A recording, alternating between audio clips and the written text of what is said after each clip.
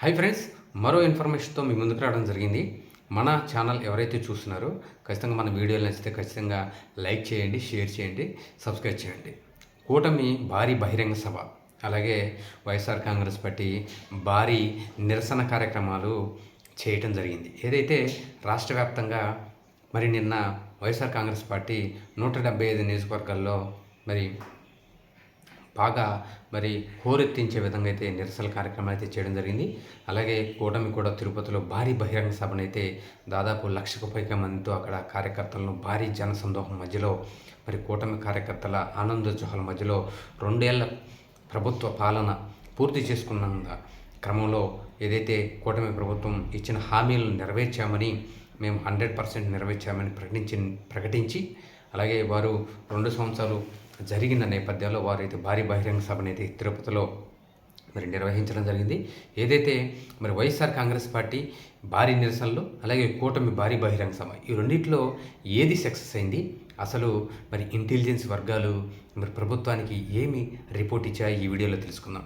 ఏదైతే మరి 175 నియోజకవర్గాల్లో మరి ఏదైతే 2 ఏళ్లకు వెన్నుపోటుకు 2 ఏళ్ళు అని వైఎస్ఆర్సీపీ ఒక స్లోగన్ తీసుకొని 175 నియోజకవర్గాల్లో మరి కూటమి ప్రభుత్వంపై పోరాడాలని, ఏదైతే రైతులు అలాగే నిరుద్యోగులు అగిలిన మహిళలకు ఇచ్చిన హామీలను వెంటనే అమలు చేయాలని మరి 175 నియోజకవర్గాల కేంద్రంలో మరి ఎంఆర్ఓలకు వినతి పత్రాలు ఇస్తూ ధర్నాలు అయితే హోరెత్తించిన మరి సంగతి మనకు అందరికీ తెలిసిన నేపథ్యంలో మరి ఇప్పుడు అసలు 175 నియోజకవర్గాలపై అవి సక్సెస్ అయ్యాయా లేదా అనేది మరి ఇంటెలిజెన్స్ అయితే ప్రభుత్వానికి నిన్న మరి ఇవన్నీ అయిపోయిన తర్వాత రాత్రి 10 గంటల తర్వాత మరి ఇంటెలిజెన్స్ అయితే రిపోర్ట్ ఇవ్వడం జరిగింది ప్రభుత్వానికి.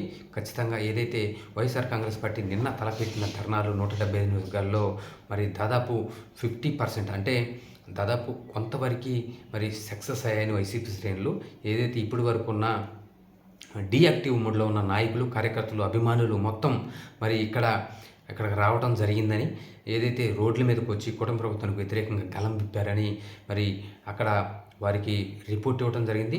ఏదైనా మరి వైఎస్ఆర్ కాంగ్రెస్ పార్టీ ఇప్పుడు సక్సెస్ అవ్వకపోయినా సరే రాబోయే రోజుల్లో ఏదైతే వైఎస్ఆర్ కాంగ్రెస్ పార్టీ లేవనెత్తున్న అంశాల్లో ఇప్పుడిప్పుడే ప్రజల్లోకి వెళ్తుందని, అవి ప్రజల మధ్య డిస్కషన్ జరుగుతుందని, ఈ రాబోయే రోజుల్లో ఇలానే కొనసాగితే ఖచ్చితంగా వైఎస్ఆర్ కాంగ్రెస్ పార్టీ వైపు ప్రజలు కూడా మరి ఆలోచించే అవకాశం ఉందని, ఎందుకు వైఎస్ఆర్ కాంగ్రెస్ పార్టీ ఈ అంశాలు లేవనెత్తుతుంది, కూటమి ప్రభుత్వం ఎందుకు వీటిపై మాట్లాడలేదు అని వీటిని మరి వీరి ఏదైతే కూటమి ప్రభుత్వం ఉన్న కీలక నాయకులు మాట్లాడలేదో మరి వైఎస్ఆర్ కాంగ్రెస్ పార్టీ తరఫున ప్రజలు కూడా త్వరలో వారి వైపు ఆలోచించే అవకాశం ఉందని కూడా ఇంటెలిజెన్స్ అయితే రిపోర్ట్ ఇవ్వడం జరిగింది.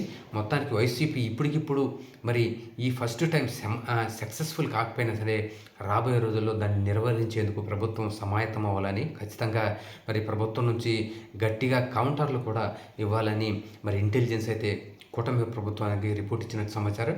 మొత్తానికి మరి అక్కడ తిరుపతిలో జరిగిన సభ కూడా సక్సెస్ అయిందని మరి ఇంటెలిజెన్స్ రిపోర్ట్ అయితే ప్రభుత్వానికి ఇవ్వడం జరిగింది. దాదాపు 1,00,000 మందికి పైగా మరి బీజేపీ, జనసేన అలాగే టీడీపీ కూటమి శ్రేణులు అయితే భారీగా మరి ఆ యొక్క సభకు తరలివచ్చి దాన్ని జయప్రదం చేశారని కూడా మరి రిపోర్ట్ ఇవ్వడం జరిగింది.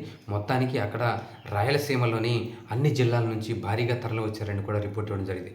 మొత్తానికి అక్కడ ఏదైతే నరేంద్ర మోదీ గారు దాదాపు ఈ దేశంలో మరి ఎక్కువ కాలం చేసిన ప్రధానిగా మరి ఆయన్ని అభినందిస్తూనే చంద్రబాబు నాయుడు గారు, పవన్ కళ్యాణ్ గారు, లోకేష్ గారు మరి అక్కడ స్పీచ్ ఇవ్వడం జరిగింది.